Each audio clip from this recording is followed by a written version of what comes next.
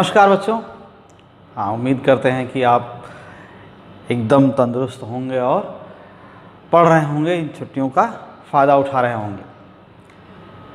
तो अब हम लोग थोड़ा आगे बढ़ते हैं, हमारे कदम थोड़े और आगे चलते हैं। और अभी हम लोग को क्या देखना है, ये सामने लिखा हुआ है, ठीक क्या है ये चैप्टर तो वही है, इलेक्ट्रिक पोटेंशियल एंड कैपेसिटेंस। और जो पार्ट है यहाँ पर जो पढ़ना है हम लोगों को, वह क्या है, डाइलेक्ट्रिक्स का है, पोलराइजेशन का है ना। तो इन चीज़ों को पढ़ना है, डाइलेक्ट्रिक्स एंड पोलराइजेशन। वास्तव में तो ये करना है, उसी से लिया हुआ है। So behaviour of metals and insulators और dielectrics in an external field, polar and non-polar molecules, effect of dielectric field on polar, effect of electric field on polar and non-polar molecules, और linear isotropic dielectric and electric susceptibility। तो ये सब चीज़ है, और polarisation है, ठीक है, and polarisation यहाँ पर ले लें। तो इन चीज़ों को ने जानबूझ के पहले लिख दिया कि ये छोटी छोटी चीज़ें इसमें से कोई मिस न करें, हम इसको हम देख लें पूरा। तो आइए हम देखते हैं इन सब चीज़ों को। अब फील्ड आपके लिए कोई अपरिचित चीज़ नहीं रह गई। कंडक्टर साहब जानते हैं, इंसुलेटर जानते हैं, डाइलेक्ट्रिक एक नया नाम आपको भले लग रहा होगा, लेकिन डाइलेक्ट्रिक का मीनिंग क्या है। ये जनरली इंसुलेटिंग मटेरियल्स हैं, जो इंसुलेटिंग मटेरियल्स हैं, नॉन कंडक्टिंग मटेरियल्स हैं, उनको डाइलेक्ट्रिक कहते हैं। हालांकि इससे पहले डाइलेक्ट्रिक कांस्टेंट एक वर्ड, आप एक टर्म सुने थे, डाइलेक्ट्रिक कांस्टेंट, ये कूलम्ब्स लॉ में जो आया था नाम। तो वो क्या है, वो डाइलेक्ट्रिक कांस्टेंट एक्चुअली ऐसा नहीं कि बहुत ज़्यादा डाइलेक्ट्रिक कांस्टेंट होगा तो मटेरियल इंसुलेटिंग होगा, ऐसा कुछ नहीं है। डाइलेक्ट्रिक कांस्टेंट क्या होता है, मेटल्स का बहुत ही हाई होता है, इन्फिनिटी होता है। मेटल्स का डाइलेक्ट्रिक कांस्टेंट इन्फिनिटी होता है, जबकि इंसुलेटर का डाइलेक्ट्रिक कांस्टेंट क्या होता है, उससे लो होता है। तो डाइलेक्ट्रिक मटेरियल्स इंसुलेटिंग मटेरियल्स होते हैं।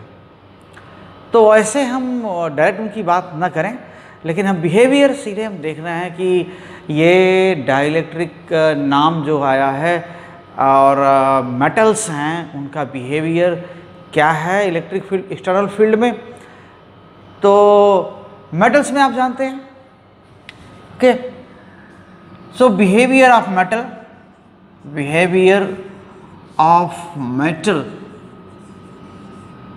Okay, in an external field, external electric field, okay, external electric field.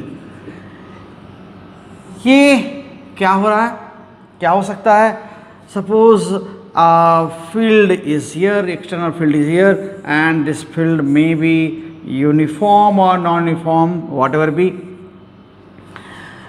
and a metal is placed here. So as a metal is placed here, what happens, a field gets established inside. वैसे तो कहते हैं कि metals के अंदर field zero ही होता है, चाहे वह चार्ज्ड हो या अनचार्ज्ड हो, लेकिन एक्सटर्नल फील्ड में रखा हो तो हर हाल में जीरो ही फील्ड होगा। किसमें, स्टैटिक कंडीशन में। So here this is a metal block, a metal piece, okay, this is conductor material. So conductor certainly always, okay, interior field zero, interior field zero in static situation, okay, static situation ऐसा हो। तो यहाँ static करने मतलब जो charges का flow नहीं हो रहा है। तो जैसे ही हमको इलेक्ट्रिक फील्ड में रखते हैं, क्या होता है, जैसे ही इलेक्ट्रिक फील्ड में रखते हैं हम, इसमें क्या होता है, यहाँ पर तुरंत फील्ड तो है, पहले तो नॉन जीरो फील्ड ही होगा शुरुआत में, एक मोमेंट के लिए, तुरंत यहाँ जो फील्ड होगा उस पर चार्जेस पर क्या होगा, फोर्स लगने लगेगा। पॉजिटिव चार्जेस पर इधर फोर्स लगेगा और नेगेटिव चार्जेस पर इधर फोर्स लगेगा और तुरंत चलना, ड्रिफ्ट होना स्टार्ट हो जाएंगे।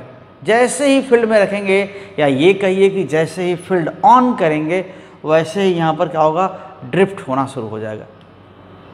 और अल्टीमेटली क्या होगा, ये जाके चार्जेस रुकेंगे कहाँ, ये जाके यहाँ पर। अल्टीमेटली स्टैटिक केस में क्या होगा कि चार्जेस यहाँ पर जाकर के यहाँ फील्ड की डायरेक्शन में इस सरफेस पर पॉजिटिव यहाँ आके रुकते हैं और यहाँ पर ये क्या होता है, ये नेगेटिव रुकते हैं और अंदर का फील्ड क्या होता है, ज़ीरो। तो इलेक्ट्रिक फील्ड है ये क्या होता है, ज़ीरो फील्ड होता है ना, ज़ीरो। ये स्टैटिक केस में, यानी स्टैटिक केस में, स्टैटिक सिचुएशन, ठीक है।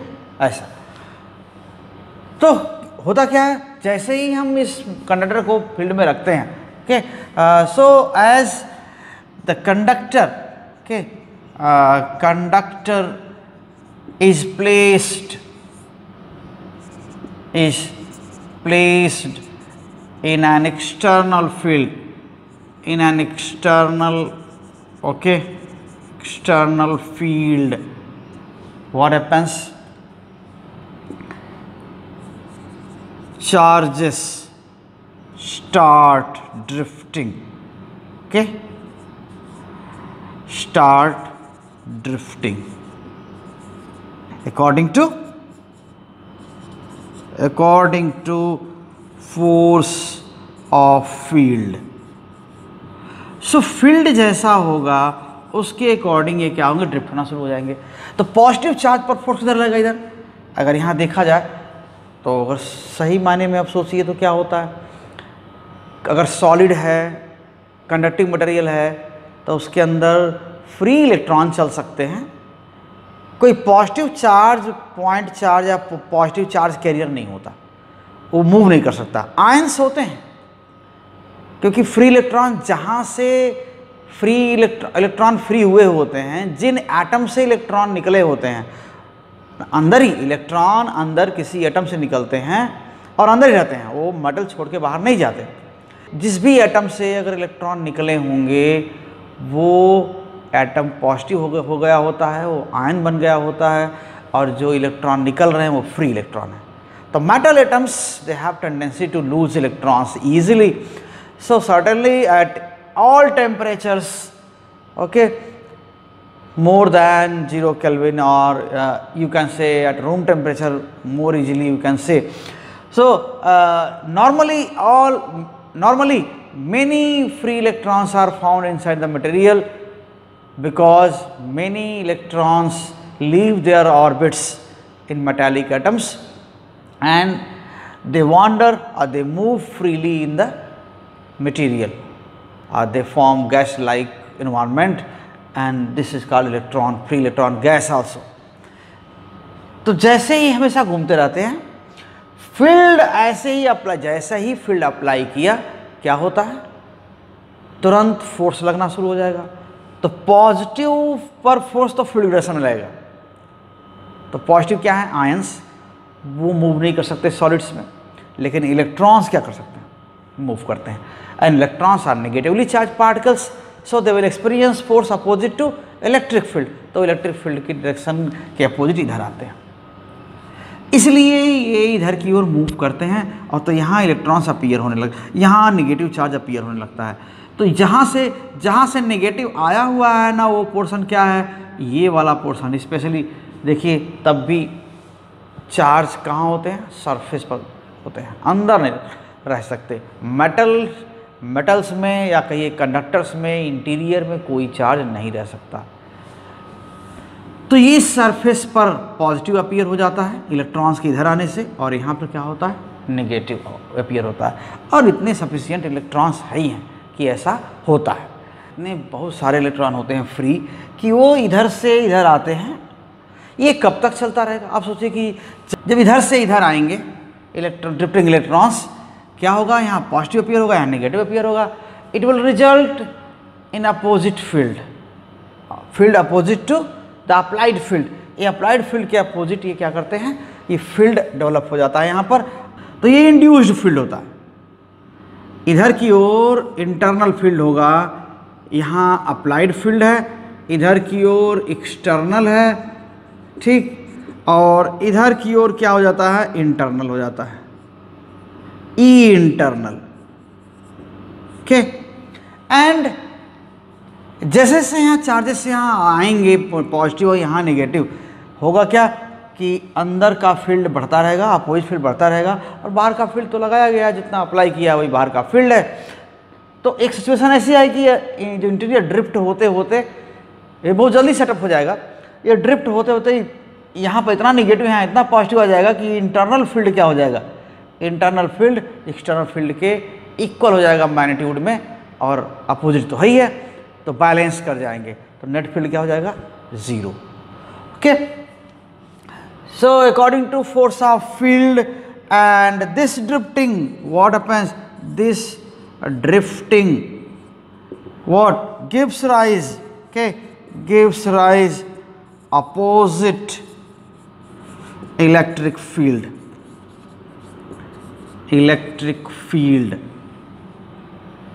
okay, opposite electric field, and opposite electric field reducing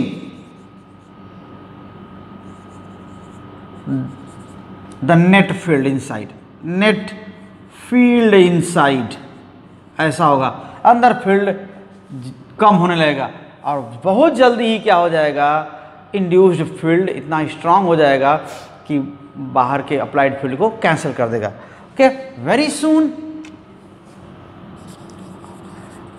soon induced field okay, becomes equal to applied field, okay, applied field, making net field 0, net field 0। तो ये net field 0 हो जाएगा induce होकर के। तो ये फील्ड का, तो हर हाल में ये इलेक्ट्रोस्टैटिक सिचुएशन, जब चार्ज इलेक्ट्रोस्टैटिक सिचुएशन आएगी, जब चार्ज चलना बंद हो जाएंगे, ड्रिफ्टिंग बंद हो जाएगी, so a field becomes 0 and then what happens, drift of charges stops.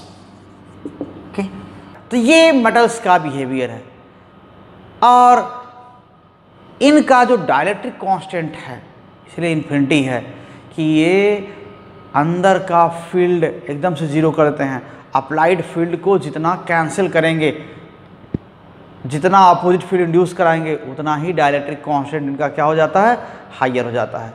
तो metals possess dielectric constant infinity. In this way metals या conductors, metals or conductors possess dielectric constant infinity, है ना, infinite dielectric constant. Dielectric constant finite होने का यही एक basis है, या डाइलेक्ट्रिक कांस्टेंट ज़्यादा होने का बेसिस यही है कि मटेरियल को फील्ड में रखने पर कितना अपोजिट फील्ड डेवलप करता है। अपोजिट फील्ड ज़्यादा डेवलप करता है, तो इसका मतलब वो डाइलेक्ट्रिक कांस्टेंट उसका क्या है, हाइयर होगा। तो इस तरह से मेटल्स का बिहेवियर हो गया। इसके बाद क्या है, नॉन मेटल्स का बिहेवियर या इंसुलेटर्स का बिहेवियर क्या है। तो dielectrics are non conducting material या insulating materials. Okay, so let us see the behaviour.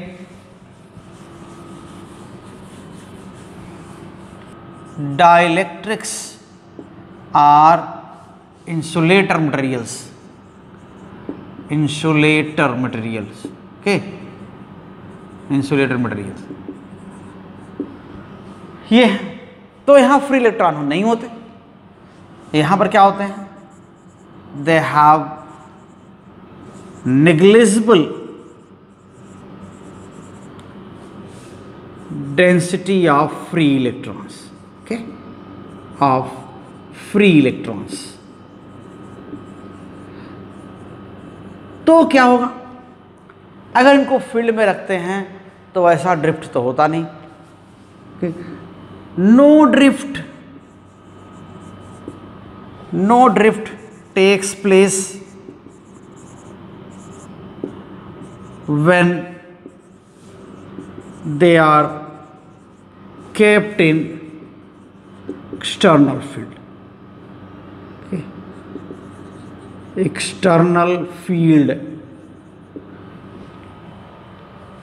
लेकिन एक चीज होता है, क्या होता है, एलोंगेशन, स्ट्रेचिंग, ये ओरिएंटेशन मॉलिक्यूल्स का होता है, ठीक है। But elongation, okay, reorientation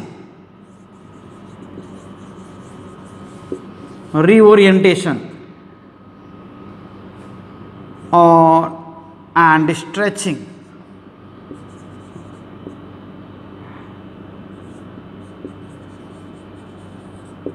okay of molecules takes place। अब ये क्या होता है, एलोंगेशन। देखिए क्या होता है, अगर हम मान लें कि एक मॉलिक्यूल, टिपिकल मॉलिक्यूल, कुछ उसका स्फेरिकल या राउंड कॉन्फ़िगरेशन मान लें उसको, हर एटम का अपना पॉजिटिव कोर है, तो मॉलिक्यूल्स को भी लेते हैं कि हाँ उनका पॉजिटिव कोर है। कई मॉलिक्यूल्स में हालांकि कई पॉजिटिव कोर हो सकते हैं, पॉलीएटॉमिक मॉलिक्यूल है तो ये पॉजिटिव रीजन है, पॉजिटिव सेंटर है कहिए किसका, मॉलिक्यूल का। इसके चारों ओर क्या हैं, ये नेगेटिव चार्ज क्लाउड है इसके चारों ओर, और जो भी इसमें सिमेट्री जैसी हो ना हो, लेकिन फिर भी ऐसा है। कुल मिला जुला के इस तरह का डिस्ट्रीब्यूशन है। अगर इसको हम फील्ड में रख दें, ठीक है, तो फील्ड अप्लाई करने पर, जैसे ये हमने ये फील्ड में रख दिया, ये पॉजिटिव पर फोर्स किधर लगेगा, पॉजिटिव, जो इसका कोर है पॉजिटिव, या हम न्यूक्लियस भी कर सकते हैं एटम के मामले में, तो ये इधर की ओर फोर्स लगेगा F, ओके। और पूरा निगेटिव चार्ज क्लाउड है, देखिए ये घूमता भी रहेगा और ये थोड़ा सा इधर भी फोर्स लगेगा। ऐसा नहीं कि ये इतना फील्ड का इतना स्ट्रांग फोर्स लग गया कि ये सभी ये फ्लो करके इधर इधर भाग गए, ऐसा नहीं है। ये स्ट्रांगली अटैच्ड होते हैं, भले एटम के चारों ओर घूमते रहते हैं, लेकिन ऐसा नहीं कि वो कहीं चले जाएंगे उसको छोड़ करके, इतना स्ट्रांगली अटैच्ड हैं इससे। तो जो ये इलेक्ट्रॉन्स पर फोर्स है ना इधर की ओर, ये इन पर नेगेटिव पर, तो जो नेगेटिव पर फोर्स है, इधर नेगेटिव है ना, इन पर फोर्स इधर है, तो रिजल्ट क्या होता है इसका, इनका रिजल्ट क्या होता है, ये फील्ड में रखने पर ये पूरी चीज़ कैसे दिखती है कि फील्ड आपने ऐसे अप्लाई किया है इधर की ओर, और जो एटम का कोर है या मॉलिक्यूल का पॉजिटिव कोर है वो थोड़ा सा इधर जाएगा, से होता ना, अब इतना रिजिड नहीं है, थोड़ी फ्लेक्सिबिलिटी है, तो क्या होता है ये इधर की ओर थोड़ा शिफ्ट हो जाता है ना। जैसे अब एक बबल है, सोप बबल है या कुछ बबल वगैरह है लिक्विड का, उसको थोड़ा फूंकते हैं, ऐसे ब्लो करते हैं मुंह से, तो थोड़ा लंबा हो जाता है ना, देखा होगा आपने। तो वैसे ही फोर्स लगेगा, तो ये अपना स्फेरिकल शेप जैसा था उसमें थोड़ा फोर्स लगेगा तो क्या हो जाएगा, ये एलोंगेट हो जाएगा। जैसे कि आप बबल वगैरह में हवा से भरते हैं तो लंबा हो जाता है, एलोंगेट हो जाता है, ठीक है। तो ये क्या हो जाएगा, पॉजिटिव पर इधर की ओर फोर्स लग ही रहा है और नेगेटिव वाला जो इसमें राउंड राउंड जैसा दिख रहा था, ये क्या हो गया, अब नेगेटिव वाला पोर्शन इधर हो गया और पॉजिटिव तो इधर ही हो गया, इधर था ही, चला गया ऐसे। तो होगा क्या कि ये रीजन इसका कुछ नेगेटिव हो गया। ये रीजन में नेगेटिव हो क्या गया, पूरा चार्ज तो वही है, पूरे चार्जेस तो वही हैं, कोई अलग से नेगेटिव तो हुआ नहीं। लेकिन होता क्या है कि ये जो पोर्शन है, ये अपना नेगेटिव चार्जेस जो हैं, चार्ज इलेक्ट्रॉन्स हैं, वो इधर ज़्यादा टाइम अपना स्पेंड करते हैं, तो ज़्यादा नेगेटिव इस रीजन में होता है। तो ये रीजन ज़्यादा नेगेटिव जैसा दिखता है। और यहाँ पर चार्जेस जाते तो हैं, जल्दी से आते हैं, तो यहाँ देर तक इस रीजन में रहते हैं, इधर कम ही टाइम रहते हैं इस रीजन में। तो ये रीजन क्या होता है, पॉजिटिव होता है, यानी ज़्यादा कंसंट्रेशन चार्जेस का नेगेटिव का इधर है, तो ये रीजन क्या होता है, नेगेटिव, ये रीजन पॉजिटिव हो जाता है। तो इसी को बोलते हैं कि यहाँ पर एक डाइपोल जैसा बन गया। तो ये स्ट्रेचिंग बोलते हैं, ये स्ट्रेचिंग बोलते हैं, इसी को हम डाइपोल का बनना बोलते हैं। और यही चीज़ के आगे वाले में है, ठीक है ना, polar and non polar molecules और सब्सटेंसेस। तो ये उसी से रिलेटेड चीज़ है। So when a molecule or atom is placed in an external field, what happens, relative shifting of positive and negative centers takes place under the electrostatic forces. Okay, so I'm erasing it. Okay, when an atom or molecule is subjected to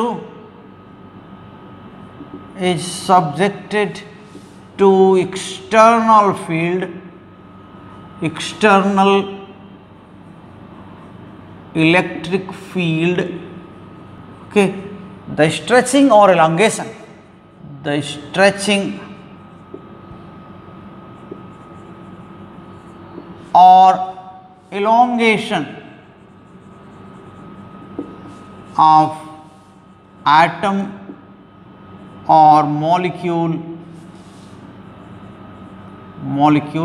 takes place. Relative separation, okay, relative separation or shifting of positive and negative centers. Okay, कुल मिला के जो positive negative बन रहा होगा, positive and negative centres takes place.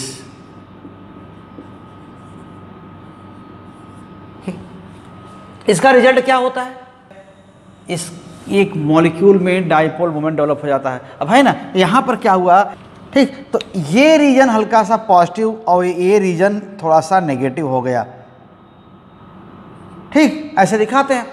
तो molecule है, एक मॉलिक्यूल को अगर हम ऐसे आप दिखा रहे हैं, तो ये रीजन थोड़ा पॉजिटिव और ये रीजन थोड़ा नेगेटिव हो गया। So it induces dipole moment, electric dipole moment, elongation of molecule under what? Under the electrostatic forces. Electrostatic forces क्या करते हैं, ये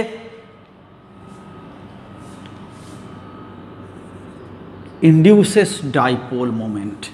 तो हो ही जाएगा, आप कह रहे हैं कि डाइपोल मोमेंट हो जाएगा। अगर यहाँ पर एक पॉजिटिव चार्ज नेगेटिव चार्ज में सेपरेशन होगा तो क्या होगा, ये डाइपोल बन जाएगा और डाइपोल मोमेंट होगा। Electric forces induces a dipole moment, induces a dipole moment, okay, in the molecule,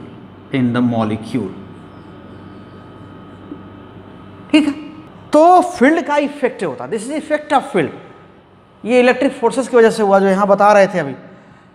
अब देखिए आते हैं, लेकिन नेचुरली कुछ मॉलिक्यूल्स में डायपोल मोमेंट होता ही है, इन एब्सेंस ऑफ फील्ड भी होता है, और कुछ मॉलिक्यूल्स में नहीं होता, वो फील्ड में रखने पर ऐसे इंड्यूस्ड आता है, जैसा अभी बता रहे हैं। तो इंड्यूस्ड डायपोल मोमेंट है, इसको इंड्यूस्ड डायपोल मोमेंट कहते हैं, ठीक है ना।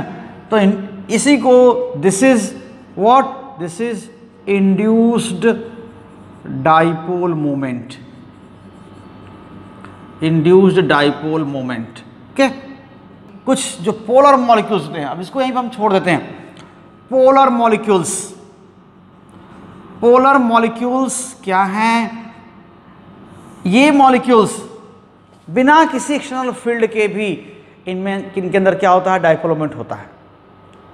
Naturally they possess dipole moment even in absence of field. So polar molecules क्या क्या हैं?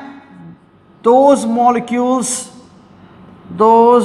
molecules which have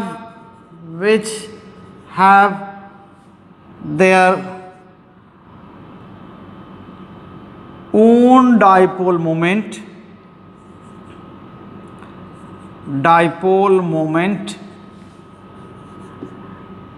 okay, even in absence of field, ठीक है, in absence of external field, ऐसा। तो एक्सटर्नल फील्ड की एब्सेंस में भी इनके अंदर डायपोल मोमेंट होता है। ये क्यों होता है? इनको हम पोलर मॉलिक्यूल कहते हैं, ठीक। Field are polar molecules, so are polar molecules. Okay, तो यहां पर ऑलरेडी ये इसके पॉजिटिव नेगेटिव सेंटर्स क्या होते हैं, सेपरेटेड होते हैं, ठीक है। There positive and negative centres होगा ना, negative centres are already separated, already separated due to difference in electronegativity। अभी बात कर रहे हैं electronegativity of constituent atoms, okay, constituent atoms and some asymmetry,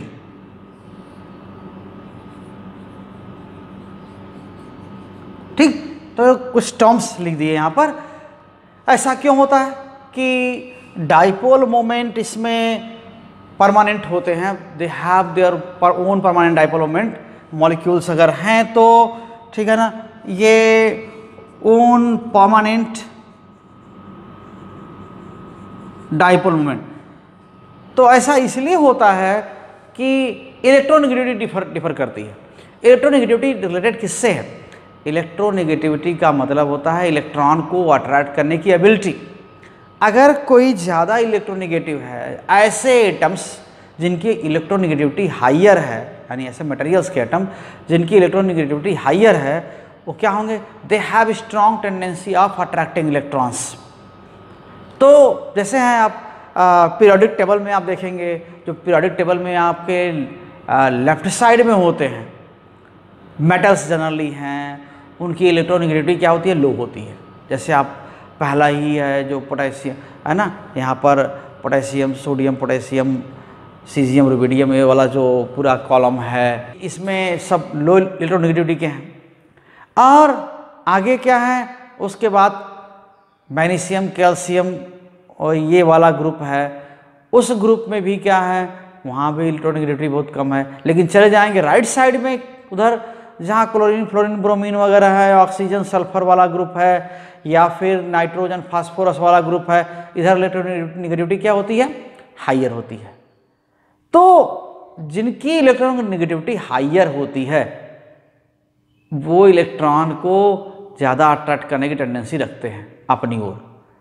तो जब भी जो राइट साइड में है, ओके, पीरियोडिक टेबल के, तो राइट साइड इधर हैं जो, ओके, तो राइट साइड वाले क्या है, ये हाइयर इलेक्ट्रोनेगेटिविटी उनकी है ना, इलेक्ट्रोनेगेटिव। तो ऐसे, तो उधर क्या क्या है, जैसे मान लेते हैं क्लोरीन वाला ग्रुप है तो फ्लोरीन है, क्लोरीन है, ब्रोमीन है, ऐसा है, फिर वो ऑक्सीजन है, सल्फर है, फिर ठीक है नाइट्रोजन फास्फोरस, ये सब वाला ग्रुप है, आर्सेनिक है। तो ये इस तरह से क्या हो गया, ये सब हायर इलेक्ट्रोनेगेटिविटी वाले हैं। और इधर क्या हैं, जो मेटल्स हैं, मेटेलिक, आपको पोटेशियम, सोडियम, ठीक है, और लिथियम है, मैग्नीशियम है, कैल्शियम है, ये सब क्या हैं, लोअर इलेक्ट्रोनेगेटिविटी वाले एलिमेंट्स हैं। जब इनके एटम्स आपस में अटैच होकर के कंबाइन करके कोई मॉलिक्यूल बनाते हैं तो इनमें क्या होता है, जो शेयर्ड इलेक्ट्रॉन्स हैं, जो बाउंड इलेक्ट्रॉन्स हैं, जो बॉन्ड के इलेक्ट्रॉन्स हैं, उनको अट्रैक्ट करने की अलग अलग एबिलिटी होती है। इसलिए वो क्या होते हैं, थोड़ा सा एकदम इक्विलिब्रियम में नहीं होते, बीच में नहीं होते कहीं, है ना, वो कहाँ होते हैं, दूसरे एक और शिफ्ट हो जाते हैं, हाइयर इलेक्ट्रोनेगेटिव एटम्स की ओर ज़्यादा वो ओरिएंट हो जाते हैं। तो जैसे मान लेते हैं कि यहाँ पर एक ऐसा ये HCl का ये मॉलिक्यूल है, तो Cl क्या है, ज़्यादा इलेक्ट्रोनेगेटिव है, और H क्या है, कम इलेक्ट्रोनेगेटिव है। तो ये वाला पोर्शन जो HCl है, ये थोड़ा जो शेयर्ड इलेक्ट्रॉन है, जिनसे शेयरिंग हुई है, बॉन्ड बना है, वो इधर की ओर ज़्यादा टाइम स्पेंड करेगा, या कहीं ज़्यादा टाइम इधर रहेगा, तो इधर वाला पोर्शन थोड़ा नेगेटिव होता है, ये वाला पोर्शन क्या होता है, थोड़ा पॉजिटिव होता है। तो इसमें क्या होता है, यहाँ पर परमानेंट डाइपोल मोमेंट होता है, क्योंकि एक पोर्शन इसमें पॉजिटिव नेगेटिव सेंटर कोइंसाइड नहीं करते, ठीक है ना। So positive and negative centres इन ऐसे मॉलिक्यूल्स में, positive and negative centres, okay, do not coincide. तो ये कोइंसाइड नहीं करते, पॉजिटिव और नेगेटिव सेंटर्स कोइंसाइड नहीं करते। तो फिर क्या होगा, तो dipole moment resulting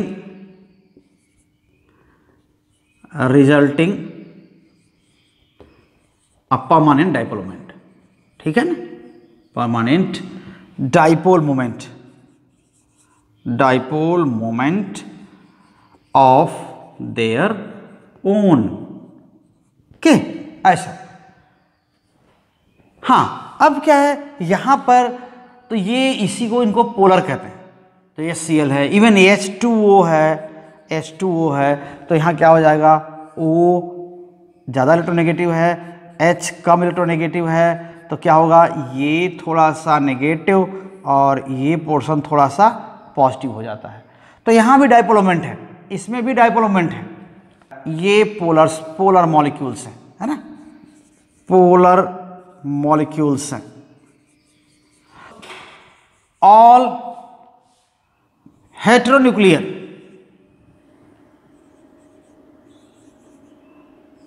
asymmetric molecules are polar, ठीक है ना। तो ये पोलर जरूर होंगे क्योंकि इलेक्ट्रोनेगेटिविटी में डिफरेंस जरूर होगा, और एसिमेट्रिक होंगे तो जैसे एसिमेट्रिक है, ये एसिमेट्रिक है कि नहीं, तो ये क्या हो जाएंगे, ये पोलर होंगे, कोई ना कोई तरह की एसिमेट्री इसमें होती है। और वहीं पर क्या हो जाएगा, जैसे होमोन्यूक्लियर हैं और सिमेट्रिक हेटेरोन्यूक्लियर मॉलिक्यूल्स हैं, वो नॉन पोलर है। तो जिसमें डायपोल मोमेंट नहीं होता वो नॉन पोलर मॉलिक्यूल्स हैं। So molecules with no permanent dipole moment okay are called non-polar है। ये सभी क्या हैं? जितने भी सिमेट्रिक हेटेरोन्यूक्लियर मॉलिक्यूल्स हैं वो हैं हेटेरोन्यूक्लियर वाले एंड होमोन्यूक्लियर। तो जो होमोन्यूक्लियर हैं वो भी, उनमें भी ये सभी क्या हैं? नॉन पोलर हैं। ठीक है ना, नॉन पोलर है। तो ऐसे एग्जाम्पल्स आप देख सकते हैं यहाँ पर। इसके क्या है? जैसे CO2 है हेटेरोन्यूक्लियर लेकिन क्या है? सिमेट्रिक है, हाईली सिमेट्रिक है। ओके, इसका डायपोल मोमेंट क्या है? 0। और वैसे तो H2 है तो ये क्या है? H एंड H, N2 है तो N एंड N, ऐसा। तो ये सब क्या हैं? सब नॉन पोलर है।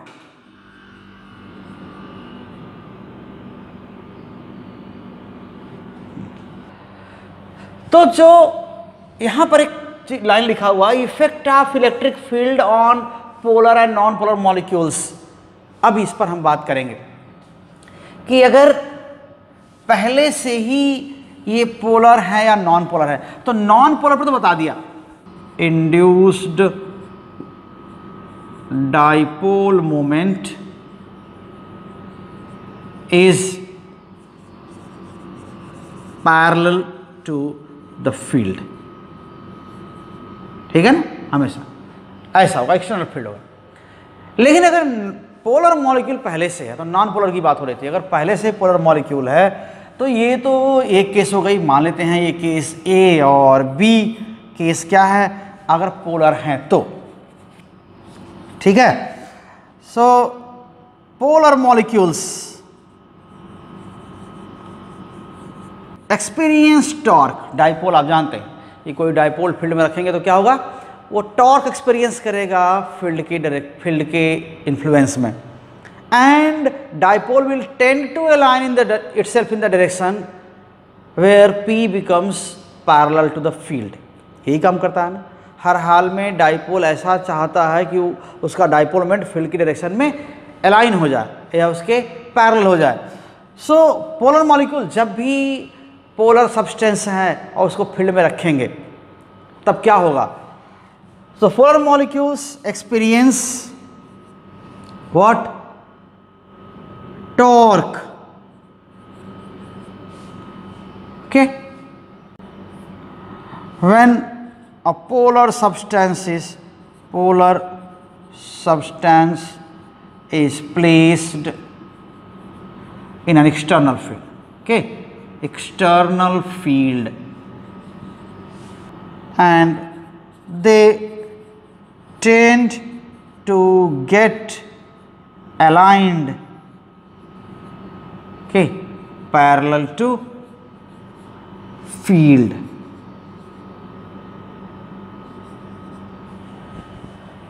ठीक है, ऐसे बोलते।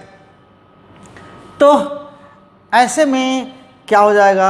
एक पूरे मटेरियल का एक अपना डाइपोल मोमेंट हो जाएगा। वैसे नॉर्मल टेम्परेचर पर क्या होते हैं? ये ओरिएंटेड, ये रैंडमली ओरिएंटेड होते हैं थर्मल एजिटेशन की वजह से, तो कोई नेट डाइपोल मोमेंट नहीं होता। लेकिन फील्ड में रखने पे क्या हो जाएगा? अलाइन होने की कोशिश करते हैं। They tend to get aligned in the get aligned parallel to the field, parallel to field. Okay, so इसी से ये इनकी नेचर होती है। देखिए क्या कह रहा है? Effect of electric field on polar and non polar and induced dipole moment. तो डाइपोल मोमेंट इंड्यूस होता है किसमें? बेसिकली नॉन पोलर्स में होता है। और पोलर क्या करते हैं? पोलर मॉलिक्यूल क्या करते हैं? इनमें भी होता है। यहाँ पर कुछ इंड्यूस भी होता है।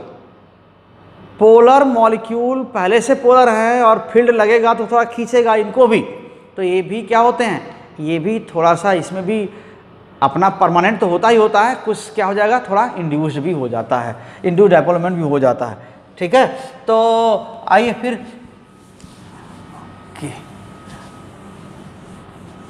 So in an external field, in an external field, okay, external field, polar molecules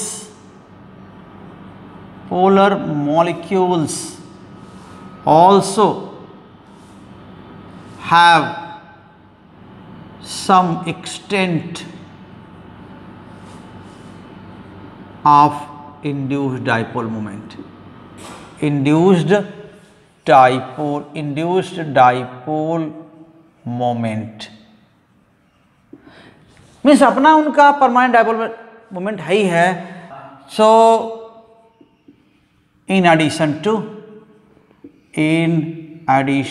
to permanent dipole moment, okay, तो ये परमानेंट डाइपोल मोमेंट, ठीक है।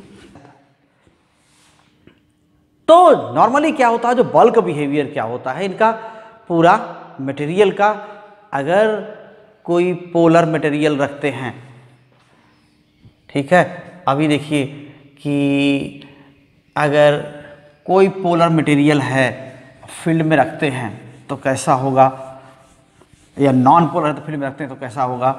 जैसे क्या है कि ये नॉन पोलर मटेरियल है ना, ऐसे कभी कभी बनाने को भी आ जाता है कि ये नॉन पोलर है, ठीक, एलोंगेटेड नहीं है, तो नॉन पोलर है तो क्या होगा, नेगेटिव पॉजिटिव सेंटर एक ही जगह होगा इनका, ठीक है ना, नेगेटिव पॉजिटिव सेंटर ऐसे, एंड और ये ऐसे। क्या है एक्सटर्नल फील्ड, क्या है, जीरो। एक्सटर्नल फील्ड क्या है यहाँ पर, जीरो। ये कौन सा है, नॉन पोलर की बात कर रहे हैं, नॉन पोलर, ठीक है। So when field is applied what happens, is non zero and it is directed here from left to right, ऐसे इस डायरेक्शन में फील्ड है, तो क्या होगा, ये पॉजिटिव नेगेटिव ऐसे, ठीक है, ये इस तरह से नेगेटिव पॉजिटिव एलोंगेट हो जाएंगे, सभी एलोंगेट हो जाएंगे, ठीक है, ऐसे।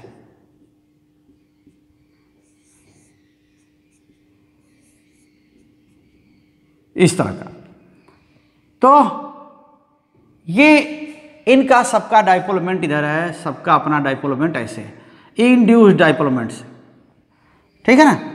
तो यहां पर पोलराइज्ड इसे बोलते हैं, नॉन पोलर मटेरियल,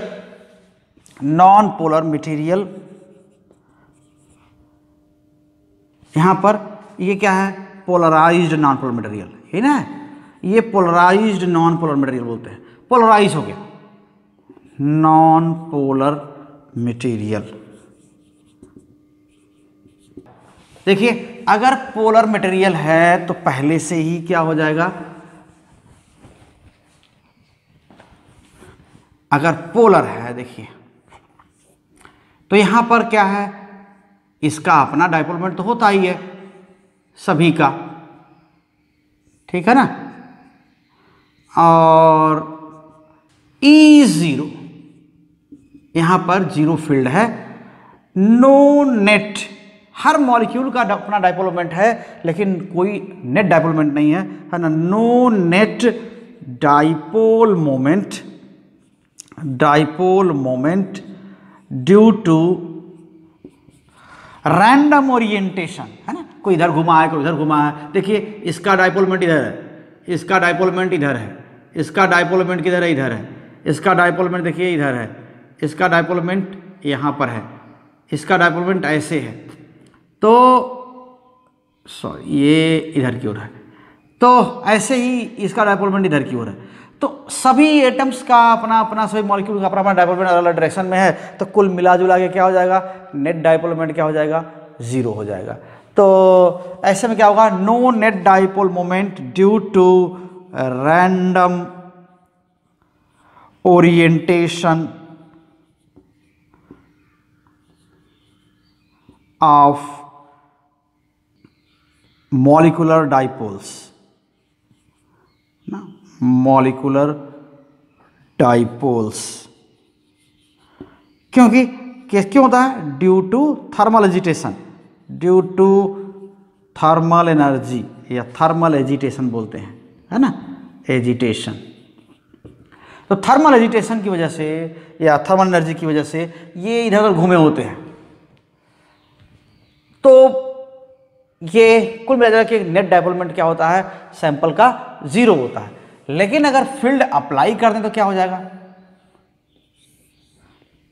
तब देखिए क्या हो जाएगा, अगर इधर का फील्ड अप्लाई कर दें E = नॉन जीरो, तब क्या होगा, थोड़ा थोड़ा ये ओरिएंट होना शुरू हो जाएंगे या फील्ड की डायरेक्शन में। यानी कहने का मतलब क्या है कि ये नेगेटिव है पॉजिटिव, ये नेगेटिव है पॉजिटिव, ये नेगेटिव है पॉजिटिव, यानी सबका डायपोल मोमेंट ठीक ठीक फील्ड की डायरेक्शन में है या थोड़ा सा वैसे ही झुका हुआ है। ठीक है, ये नेगेटिव है पॉजिटिव, इस तरह का नेगेटिव पॉजिटिव ऐसा, और ये नेगेटिव पॉजिटिव, और ये नेगेटिव पॉजिटिव। तो कुछ डायपोल सारे के सारे वैसे ही इधर की ओर ही क्या हुए हैं, ओरिएंटेड है। तो net non zero dipole moment, ठीक है, नॉन जीरो डायपोल मोमेंट ये हो गया। तो ये net non zero dipole moment है, और इसकी वजह से क्या हुआ, यहां पर बाहर due to reorientation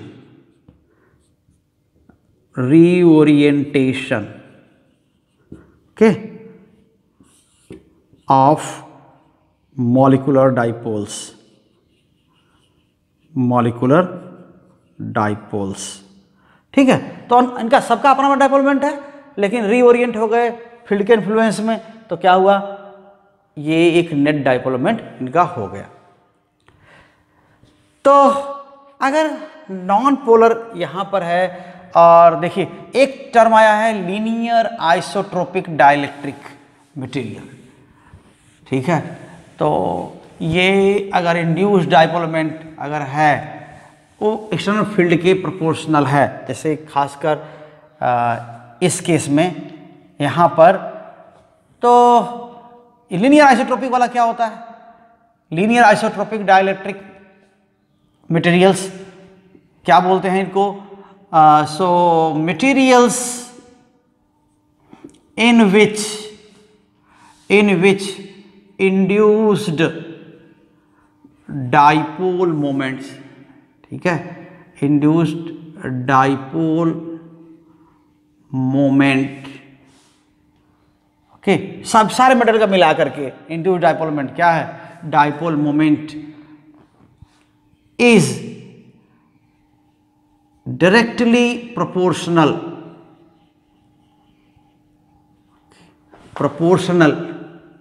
to strength of applied field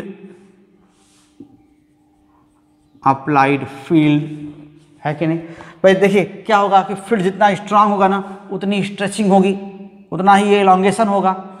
elongation में चूंकि डायपोल मोमेंट और क्या होता है, देखिए पी आप जानते हैं, चार्ज इनटू सेपरेशन, ये चीज। तो जितना इनके बीच सेपरेशन होगा, जितना सेपरेशन ज़्यादा होगा, वही चार्जेस हैं, चार्जेस हो, यानी कि जितना इनके पॉजिटिव और नेगेटिव सेंटर में जितना ज़्यादा सेपरेशन होगा, उतना ही ये क्या होंगे, उतना ही ज़्यादा क्या होंगे, ये डायपोल मोमेंट शो करेंगे, ठीक है। तो जब हर एक मॉलिक्यूल का डायपोल मोमेंट ज़्यादा होगा तो क्या होगा, पूरे पीस का, पूरे सैंपल का डायपोल मोमेंट भी क्या होगा, ज़्यादा होगा। तो ये डायपोल मोमेंट जो इंड्यूस्ड है, materials in which induced dipole moment is directly proportional to the strength of applied field, ठीक है, are called okay linear isotropic dielectric, okay dielectrics ऐसा होता है। और ये इंड्यूस हुआ है इसलिए कह रहे हैं। तो ये ऐसे मटेरियल को, बहुत सारे मटेरियल में ऐसा नहीं होता, लेकिन जिन मटेरियल्स में हो रहा है उनकी बात कर रहे हैं कि ये ऐसा होता है, ठीक है। तो अच्छा, अब देखिए क्या होता है। इसके बाद हम लोग पोलराइजेशन पाया जाता है। अभी बताया कि जो पोलर मॉलिक्यूल्स हैं, जो पोलर मटेरियल हैं, वहाँ पर क्या होता है, डायपोल मोमेंट रीओरिएंटेशन की वजह से होता है। तो दोनों केस में पोलराइजेशन होता है। In both cases what happens के okay both types of material, both types of materials, okay, polar और नॉन पोलर, ठीक है ना, पोलर एंड नॉन पोलर क्या करते हैं, शो डाइपोल मोमेंट। कौन सा, इलेक्ट्रिक डाइपोल मोमेंट है ना, electric dipole moment when they are placed in an external field, in an external field। तो हम इसको इरेज कर रहे हैं, ठीक है, in an external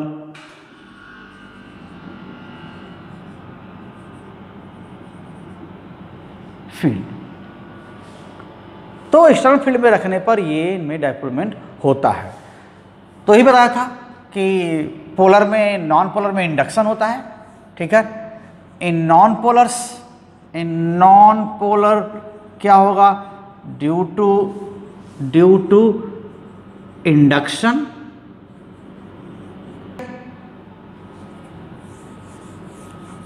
of dipole moment, यही बताया था, डायपोल मोमेंट खींचने की वजह से, स्ट्रेच होने की वजह से अभी बना हुआ था जो। और क्या हो जाएगा, इन पोलर क्या हो जाएगा, reorientation of molecular dipoles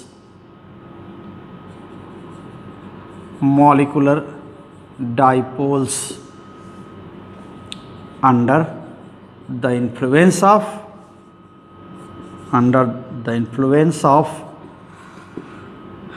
electric field, okay, and some induction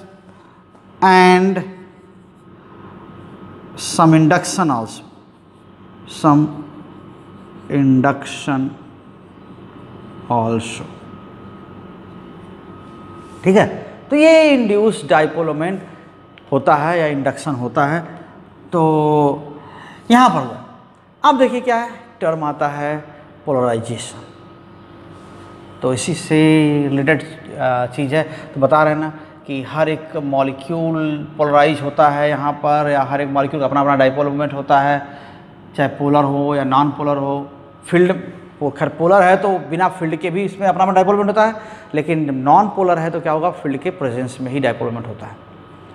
तो ऐसे में तो अभी हम क्या कर लेते हैं, पोलराइजेशन की बात करते हैं। ये पोलराइजेशन क्या है, ठीक,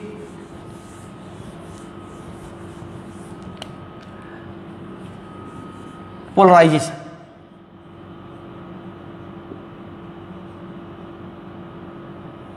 तो पोलराइजेशन क्वांटिटी है, एक तो कह रहे हैं पोलराइज होने को पोलराइजेशन कह रहे हैं, और पोलराइजेशन एक क्वांटिटी भी है। जैसे नहीं बोलते हैं करंट, चार्जेस के फ्लो को आप करंट बोलते हैं, लेकिन करंट क्या है, क्वांटिटी भी है। तो यहाँ पर देखिए क्या हो जाएगा, ये पोलराइजेशन भी वही चीज़ है कि पर यूनिट वॉल्यूम कितना डाइपोल मोमेंट बनता है, रिजल्टेंट डाइपोल मोमेंट बनता है। जैसे यहाँ पर है ना, इधर का डाइपोल मोमेंट, ये डाइपोल मोमेंट, ये डाइपोल मोमेंट, ऐसे डाइपोल मोमेंट, ऐसे डाइपोल मोमेंट, तो यूनिट वॉल्यूम का कुल मिला के इनका वेक्टर सम होगा ना, पूरे पीस का जो डाइपोल मोमेंट होगा क्या होगा, इन सभी स्मॉल डाइपोल्स का क्या होगा, वेक्टर सम होगा। ठीक है, तो टोटल डाइपोल मोमेंट क्या हो जाएगा, टोटल डाइपोल मोमेंट है ना, total dipole moment of a sample of material is the resultant of, what is the resultant of dipole moments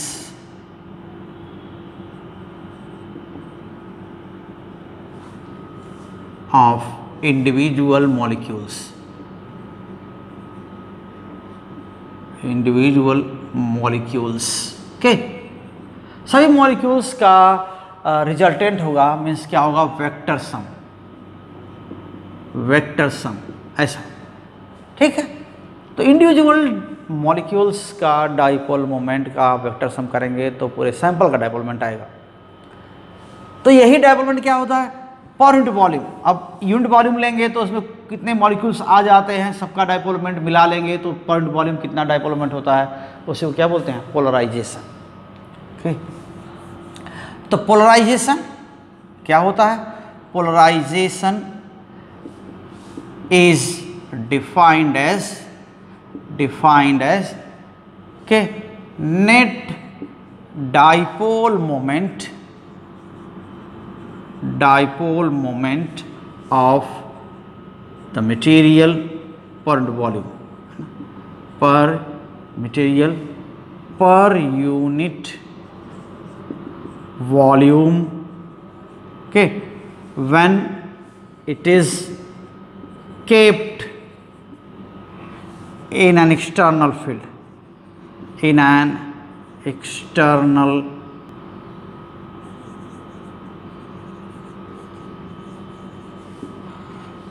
field. ठीक है, तो इसको P से दिखाते हैं, पॉइंट वॉल्यूम मीन्स क्या हो जाएगा, P पोलराइजेशन, P क्या होता है, polarisation P equals, okay, P net divided by volume, ठीक, ऑफ द सैंपल। ठीक है, और ये क्या है, अपन वॉल्यूम। तो इसी को हम P कहते हैं। जनरली क्या होता है, here P directly proportional to E, ऐसा, एंड P इक्वल्स काई,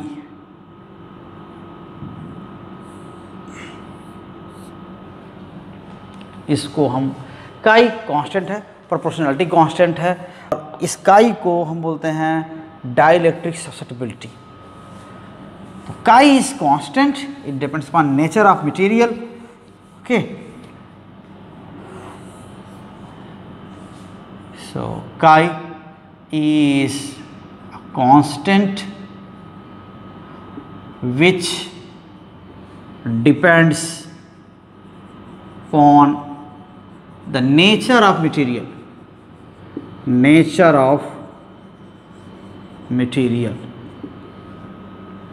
and it is called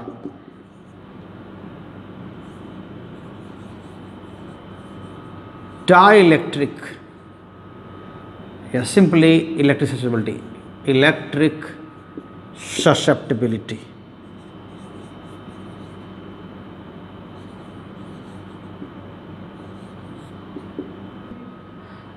actually क्या है वो डाइलेक्ट्रिक भी लिखते हैं, ठीक है, डाइलेक्ट्रिक ससेप्टिबिलिटी। तो जनरली एक डाइपोल पीस में होता क्या है, रिडक्शन ऑफ फील्ड, अंदर का फील्ड क्या होता है, रिड्यूस होता है। तो ड्यू टू पोलराइजेशन क्या होता है, due to polarisation of dielectric, okay, the interior field is reduced, okay, अंदर फील्ड क्या होता है, रिड्यूस हो जाता है। और ऐसा कैसे होता है, मान लेते हैं ये कोई डाइलेक्ट्रिक मटेरियल है, ठीक है, ऐसे डाइलेक्ट्रिक मटेरियल है और यहाँ पर क्या हुआ, E = 0, और यहाँ बता ही रहे हैं कि ये plus minus minus plus minus plus minus plus, ऐसे ये अनपोलराइज्ड मॉलिक्यूल्स हैं।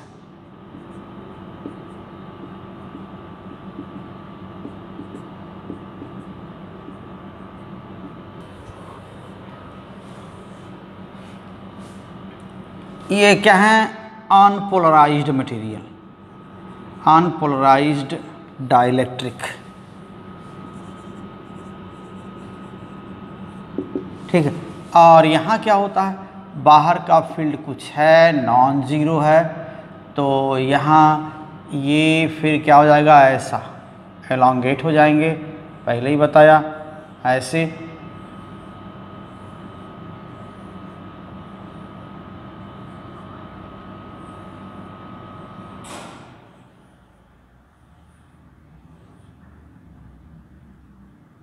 इस तरह से तो क्या हो जाएगा, यहाँ अगर फील्ड इधर है तो इधर positive negative negative positive negative positive negative positive negative positive, ऐसा, ठीक है ना। सारे मॉलिक्यूल्स वैसे ही पोलराइज जाएंगे।